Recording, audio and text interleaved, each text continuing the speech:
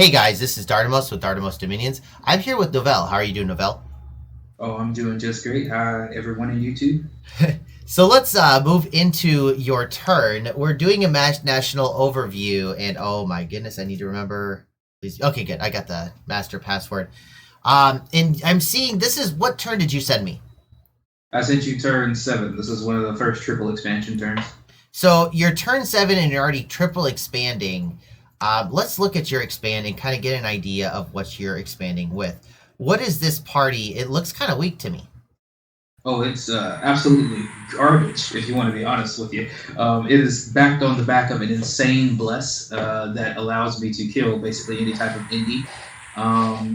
It doesn't need much. I think that party consists of 2 Knights of the Unholy Sepulchre, the 6 HP Sacred, and one of the big mages to bless them. Excuse me.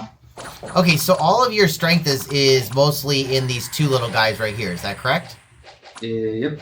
And if they could have experience right now, they would probably be at like 3 stars because they rack up like easily 20 to 40 kills every fight. Oh, jeez. And okay, so let's take a sneak peek at your bless. What if this is actually keeping them alive? Quickness and the additional 9 HP, which is 1.5 times their standard HP. Now this looks incredibly different than what I'm kind of used to with you. Is this a newer bless, or how old is this bless? This bless is not too new. It's let me say it's probably about 5 or 6 months old in my Ermor playtime, so it's on the newer end. This bless is situated for more pressing the early advantage that Ermor can produce rather than survivability. It also focuses on a different path for obtaining bodies for that bless. So this bless doesn't rely on the lictors alone. It uses all sacreds that Ermor has access to pretty efficiently, including Wailing Ladies and the Knights of the Unholy Sepulchre. You said Wailing Ladies. Wailing Ladies, yes. You will see Wailing Ladies out of this build. Oh, that's cool. I've never seen them in any game before. Okay, so do they get to keep all 3 of their do they get to keep all 3 of their attacks, or does this lance go away? The lance goes away. Okay, but they still get 4 attacks per turn with the quickness, correct? Yeah, 4 attacks per turn, each of those attacks at +4 strength. And then you've got all of the different there's no really easy to kill them. That's really cool. Yeah, they also have like the highest defense of probably any horse unit in the game. Oh my goodness, I didn't even think about that. They're practically elves because of the quickness, right? Yeah, that's +2 defense from the quickness. Let me see. Is there something? Yeah, that's +2 defense from the quickness. So they're only receiving that. So they have a total right here. This one hasn't been harassed. This is dealing with 18 defense, counting the heavy shield. That's kind of cool. Mm-hmm. They seem to be able to take care of themselves fairly well. Yeah, they do a pretty good job of just mowing through anything that isn't in the absolutely heaviest of armors. If they're going up against heavy cavalry or something with an insanely high front attack, you have to put something in front of them. But it's really easy to find undead to take that hit. Yeah, it's really cool, dude. Let's go and look at your second fight here. Now, are all of these going to look pretty much the same, or this is the same looking party? Is this what all of yours are going to look like? There is one that is the prophet himself, which is the most risky one. That dude has been running around by himself up until far into the future for this series. Now, you have an awake pretender, right? Yes, this is an awake pretender. Okay. Next guy's going to town. The pretender is researching as well as expanding at certain points. Oh, God. Wait. Okay, so you said that one of these was just Okay, it looks like that's an archbishop. That's it right there. The censor with 7 kills. Okay, so this guy just goes around and murderizes things all by himself. Yeah, that's also that barbarian province, which was just ungainly. Oh, God. There were some barbarian provinces next to me, and you can see he's taking so much damage because of that. He has a affliction because of it. That's nuts. You got this big old group of barbarians, and they still can't. Oh no, this is Wolf Tribe. Okay. Okay, this isn't it. Then it must have been the turn before. He literally he walks into one party of I think 40 barbarians. There's another group of heavy knights that he has to deal with, and then lastly there is a in the wasteland between the water and my capital. It has 90 barbarians in it. You know, dude, you could put that berserker pelt on him, and that would be amazing. It doesn't really give him any bonuses, and he can still cast. So I like using unholy power before he gets to run around and do things. Oh, okay. Yeah, I guess that's true. Yeah, the And Zerker you, pelt the gives him Zerker 3, so it gives him additional protection, if I remember correct, right? right, Okay. and since he is the prophet, he's already blessed. The only difference is that he couldn't bless the horses. Okay. 1, 2, 3, 4, 5, 6, 7, 8, 9, 10. That's a decent amount. It's not. I think it still seems just over one per turn. Was there an initial like? Did you have any failings at all, or is this just you're taking one or two at a turn, and now you're really exploding? This is about where it's becoming explosive. There's a couple of complications, as you see right there. Actually, there's that barbarians to the top right of him, and then there's barbarians in front of him. Oh wow. These are actually it's a pretty hard expansion here. That's 1, 2, 3, 4 barbarian provinces, 2 heavy knight provinces, a jade Amazon province. It's been pretty rough actually to expand. So I'm very happy that I've had the power of the expansion parties I do have, and I'm expanding with so little. Now is this your? This is not the current turn. I think we're on what, turn 12 now. Yes, this is. Okay, and have you fleshed out your expansion at this point? It's basically done, and I am looking for a war target now. Have you made any naps at all? I have not. No one has reached out to me, and I have reached out to no one, as in proper Ermor fashion. Actually, I take that back. The other undead player has reached out to me, and of course, there's no reason for the two undead nations to kill each other. Okay. I agree. I agree firmly. By the way, I remember when I think I played against you as Asphodel for a couple turns, and we were under orders. I think to come and have fun at your expense, and that didn't work out so well. So Yeah, death mages versus death mages with undead units is just a bad idea. yeah. Now, are there any nations that you're scared of on your border? Well, let's see here. So as you can see, Raelia's in the water. Yep. Satis is to my east. North of me is a mix of Asphodel, the lava people whose names escaping me for the moment, Abyssia. Abyssia, and there's one more nation up there. I just saw them at the very corner because I ended up expanding way farther than you might think. I am way out there. Okay. By the time we get to the later turns, I think Abyssia is to your northeast and Nabaa is to your southeast. right? And Who's then to there's your Mictlan down south? here as Mictlan well. is to your south. Because you technically border everybody in the game. That's why I like these little 9-player maps. Are really cool. Yeah, everyone can see me, and I can see everyone at this point, just because wow. I got quite big. Like this is supposed to be your disputed. Plus, like the cap +1 or cap +2 is so like if you go out 2 out from the cap, this is the disputed land that you're supposed to like fight Be against somebody fighting with. over. Yeah, but that isn't what happened. And let me tell you something that's really interesting, and this is the reason why Satis is in a bad spot. That swamp that you see right there, right past where those lizard warriors are, That's their cap. that's Right? Satis' capital. Yeah, that's Satis' capital right there. It's a literal straight line between my capital and theirs. Okay, luckily you don't have a road straight there. You Yeah, this is the this run right here. One of these two is a cap, and if you see this road go straight into Asphodel's, which is one of these two, I think. Or no, yeah, it's probably one of actually, the yeah. forests. Like a bunch of them, but like there's a couple places that the caps are literally roaded to each other. I love this map. I'm sorry, I love roads. Yeah, I mean, me too, of course. Undead already have high movement speed, so some of these expansions actually are crossing 2 provinces to get there. The worst part about this is that I ended up with so many forests, swamps, and wastelands near my capital. Oh, geez. So the income is bad. The income is atrocious. It's the worst I've gotten out of any of my test runs. Not only that, but it caps my high movement. If I wasn't undead, I would be slogging out of my capital. There's really no other way of describing it. Because undead units have anywhere between 17 to 22 movement, I can literally just scoot by a lot of this terrain issue.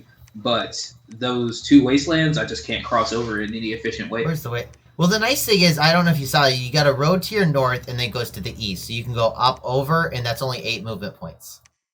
Yeah, but of course, up right. north is just, Asphodel, which is not going to be valuable for a long time to come. That's very true. I will give you that. Now, what are your war goals right now? So I expanded with only losing 2 sacreds for the entire expansion. Okay. That means that I have a surplus, well, much more than is to be expected after running into so many barbarians and heavy horses. So because of that surplus, I have a really strong year 1 war party. And I am probably just going to drive that directly into Satis. Oh, jeez.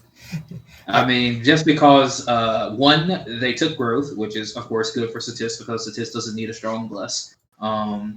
They took growth, so their lands are rich. I know for a fact that this land that they have south of here with this throne is large because I can see the houses from the provinces. You see those 3 houses in a row down there? Wait, are you talking this one here? Yeah. You see where that throne is, and then the horse you're drive? talking this one right here. Yeah. Oh wow, I didn't know that. That's kind of cool. Yeah. So that's all large, and maybe some of it is mountainous terrain, so it has an income dip, but it still is worth more money than anything that I have in my actual immediate area. That's interesting. So taking that and then taking Satis's capital should give me the income to finally start going full on with the fort and temple, build up. That's really interesting. Now, another good thing, the only benefit really of this particular location that I have here is I managed to conveniently end up really close to all of these thrones, which I'm very happy about. One is literally 2 away from me, and I think that is the 3-point throne, the throne of the sun, I think, because it has that giant solar serpent in it. That's fair enough. Yeah. I haven't actually looked at the thrones to see which ones are which yet, so I'll have to keep that in mind when I go and look. Right, I can't tell for the other ones, but except maybe that one might be a throne of knowledge, but I don't know if that's in the game. Let me check. Throne of knowledge. Maybe the moon. I think the moon sometimes go underwater, if I remember correct. Yeah, they can appear underwater. So yeah, I can't tell what the other thrones are just because I can't just from looking at what is over them. But because of the solar serpent, I am pretty sure that is the throne of the sun, which is 3 fire gems a turn, which just translates into gold for me personally. I don't really do much with fire gems.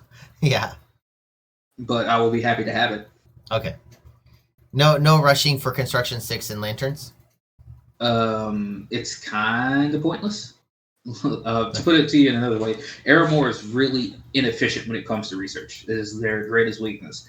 They need indie mages, which conveniently I did get over here in the form of the Jade Amazons. Down here past where this Sun Throne is. Okay,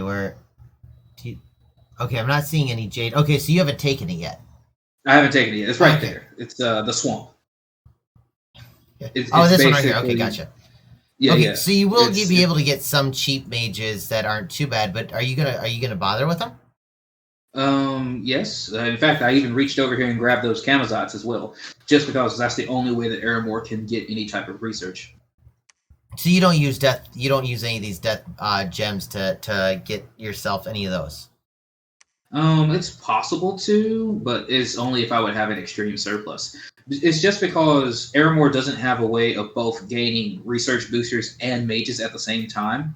So the time in which I am spending making research boosters is also the exact same time that I am spending that would be making the mages that would hold them. And you can never guarantee that. And my cheapest mage is 12 death gems. And it produces 10 research. That's the specter that you see in my capital.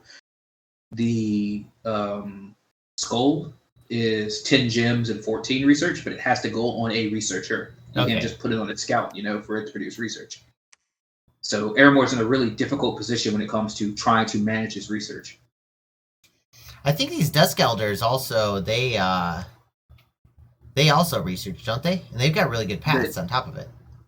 yeah, they're 20 def gems for 18 research, Okay, and but it's still not as efficient as what a booster would be, right?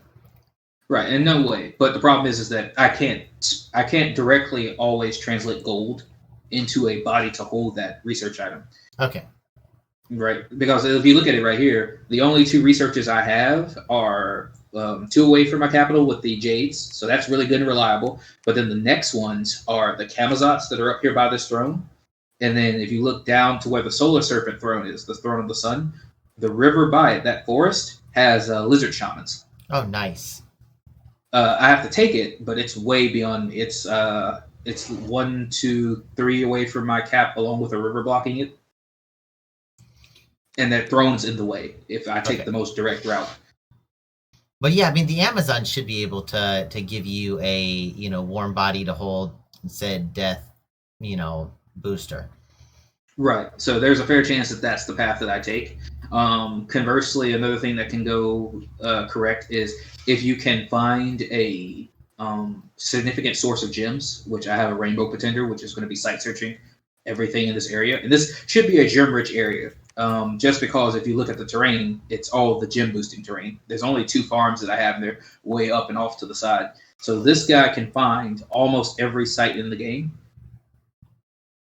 So we should see a very large surplus of gems once he gets out and starts expanding / searching. That's really cool. Okay, well let's move into the second phase of this interview, which is your pretender design. Go up to Ermor. You have no commanders and no units. Of course. The 9 death gems per turn. And how else do you get death gems? Because I know there's another mechanic that goes with Ermor. Ermor gets 9 death gems per turn from the capital site, and then they gain 1 additional death gem per temple they construct up to their dominion. Okay. Now, can your dominion continue up because you got temples? So like I know that there's an actual cap, but then there's like a theoretical cap or something like that, right? Right. The most a province can hold is 10 candles, but the number of candles you possess can go above 10. You gain 1 candle per every 5 temples you build. Okay. And does it take the 10 as the max, or does it take that upper limit? It takes the upper limit. Okay. Though at that point, you probably are way beyond. You've probably won the game if you have like 12 temples as Ermor. There's a fair chance that you're in a dominating position if you've managed to spend that much gold. Okay.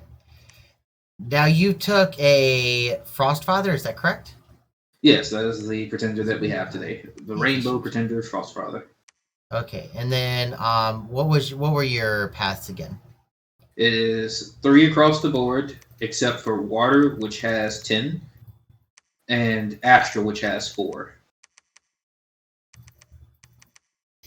You didn't take 4 death. Is 3 the magic number?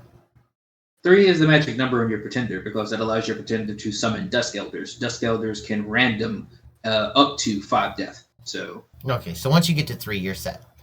Yeah, you just keep summoning Dusk Elders, and either you get 1 with 4 and give him a Skull Staff to get to 5, or you get lucky and you get the one that gets 4 and the 10% of an extra death and ends up at 5 naturally. That's so cool. Okay, and what was your bless? The bless should be fire resistance, shock resistance, quickness, strength, magic weapons, undying in HP, and then strength again out of blood. Oh god, the undying head. I'm just glad that you went death 3, dude, because I saw somebody who went like death 6 or 9 and went undying all the way. I mean, that's a valid strategy. It makes things very survivable, but I'm looking to have this bless. It's also it's mostly just a pain in the neck to click 9 times. Yes, you can't hold down or shift click it to get all the way up to Exactly, or like come over here and push the X button. Look what you can do in the in scripting.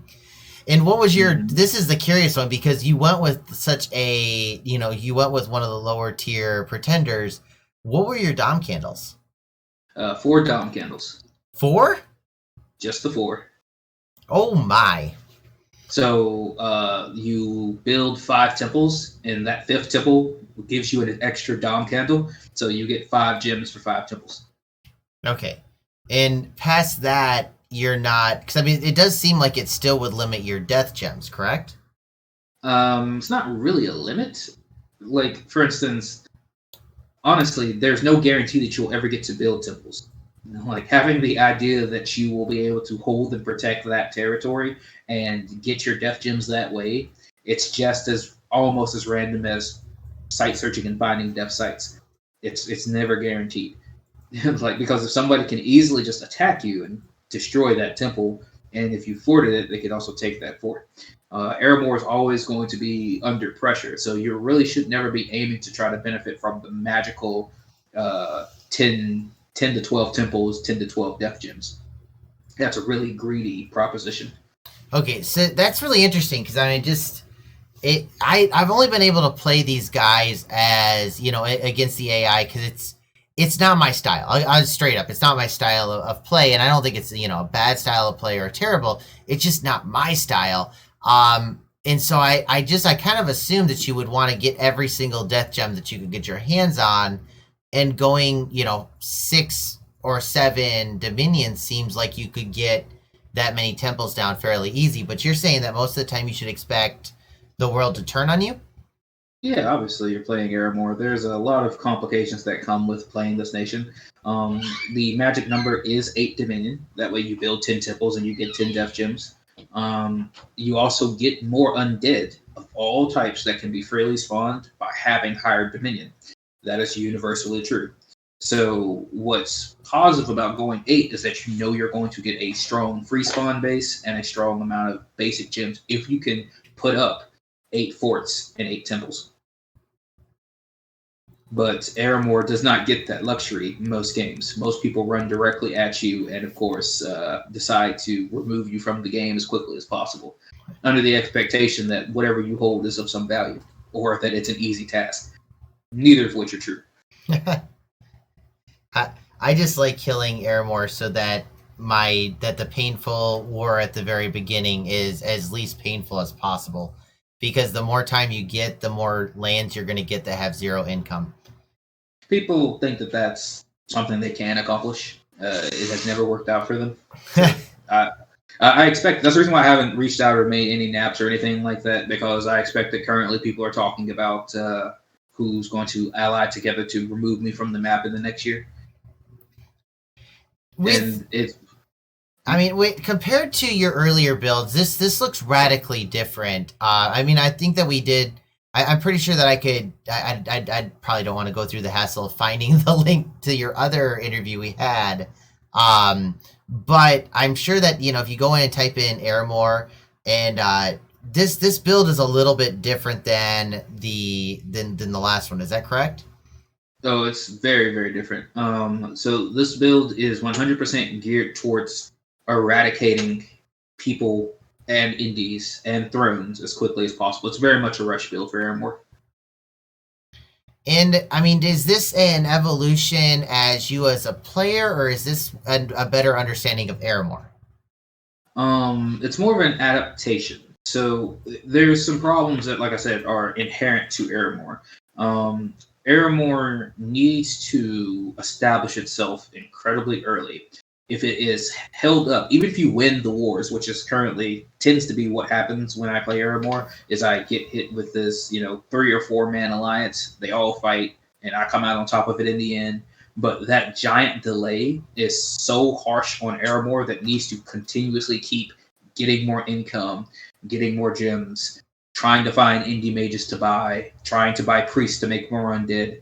If you're not constantly growing on all fronts, not just army size, because the more land you have, the more army you're going to get, period, you're going to lose eventually. Because you can never catch up to any other nation in research. You can never catch up to any other nation in, like, magic accessibility, because your magic is incredibly low across all paths with the exception of death. Everything Eremor does is single-minded. It's really unfortunate, but that's just the truth of how the nation plays. Are you still enjoying them as much as you initially did, or are you finding other nations are more your style now? No, I am still a diehard Ermor player. I've been since Dominions 2, and I will continue to be until this game stops being made. But and they are my favorite. I love them more than I love Theranos. I love them more than I love Lemuria, even though Lemuria is 100% just better Ermor. um, I like this very particular playstyle that they have, and I've always felt very good about being able to not only win with it, but just survive with it. Because this nation is great on paper. You look at it and you think, wow, this thing is so hard to deal with, but it's relatively easy. This game is filled with answers in every school of magic for undead. Yeah. Even construction has answers to undead. I mean, it is one of the interesting things, and I wish that I think that my one request for Dominions 5, or if they want to do it even in this game, that I'd like, I wish they'd give you some incentive to attack Ermor, because it's such a one-sided fight where Ermor gets things out of wars, and when you fight Ermor, you get nothing.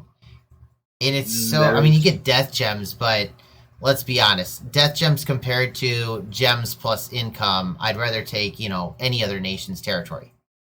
Yeah, I mean, fighting Ermor is 100% worthless. That is absolutely true.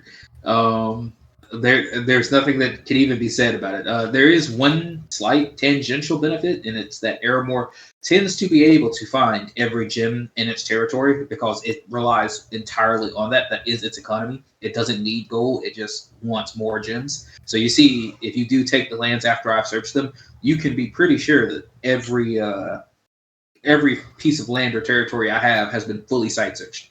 That's one thing you can say. Now, how valuable that is, who knows? If it was the other way around, and you were playing a live nation, would you prefer to have no Ermor in the game? Would I prefer to? Yes. No, not at all.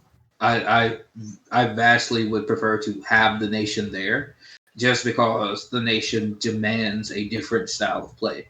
Okay. And that's something that I find to be valuable. Not that I, bring it to games to be that person that forces you to change what you do just because I exist. That's not what I'm looking for. But as a player, I'm always happy to see the pop kill mechanic anywhere, just because it immediately demands that you get a little bit more creative than you would be otherwise. You have to go and use the spells that you wouldn't normally use. You have to go and get the items that you normally wouldn't get. You find priests are suddenly valuable when originally you only had just enough to bless your troops. Yeah, I think there's something to be said. Like, when you have an Ermor or a Lemuria in the game, Theranos doesn't, I don't know why, but it doesn't feel as impactful as normal. And Yeah. Maybe I just haven't played against enough of them or a high enough quality player with them, but it doesn't feel as impactful as what an Ermor and Lemuria, because it feels like it turns the entire game around, and it turns the game to be Lemuria Ermor centric. Well, that's because Theranos isn't on land. If Theranos was on land, it would be just as bad as Lemuria, but it's in the water, and it's very limited in the water. Theranos is weakest in water. It's when Theranos climbs out of the water and gets onto land that it becomes a real giant pain in your behind. As long as it's stuck in the sea, it does nothing. What's your opinion on the regrowth mod? Are you for it, or are you against it? Like, where they repopulate the lands? I don't care. Like, if you want it in because there's an Ermor player, that's fine. If you think that that's going to incentivize you to fight the Ermor player, add it in. But like, I 100%. If you think that just having that mod makes Ermor a better war target, then I want that mod in every game. Okay, because that's the whole cool. point of Ermor, the whole point of Ermor is that you pick this nation to fight. If everyone leaves Ermor alone, the entire game turns lopsided. Yes, you must fight in the first year. Ermor's in the game. Sorry that changes the way you may have wanted to play your nation, but that's just what this nation causes. Oh yeah. If you sign up for a game and it doesn't say very specifically on it no pop kill, and somebody signs up and for pop kill, you should probably have sign up. And the biggest thing that I found is that if you don't like pop kill, a good like go play Disciples. Disciples will almost never have pop kill in it. unless somebody's doing something that's suboptimal or unique or Uh, like meta changing.